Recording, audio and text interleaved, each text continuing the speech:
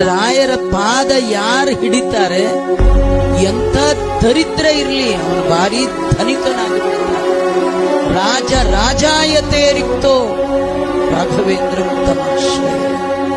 ಅವತ್ತಿಂದ ಅವರು ನಿರ್ಧಾರ ಮಾಡಿದ್ರು, ಇನ್ನು ನನ್ನ ಹೆಸರಳಿ ಯಾರಾದ್ರೂ ಆರಾಧನೆ ಮಾಡಿದ್ರೆ ಒಂದಿನಕ್ಕೆ 5 ಜನ ಕೂಡಿಸ್ಲೇಬೇಕು, 5 ಜನಕ್ಕೆ ನೀವು ಬಟ್ಟೆ ಕೊಡ್ಲೇಬೇಕು, 5 ಜನ ಕುಡಿಯೋ ಪಾತ್ರೆ ಕೊಡ್ಲೇಬೇಕು, ಒಟ್ಟು ಊಟ ಹಾಕಬೇಕು.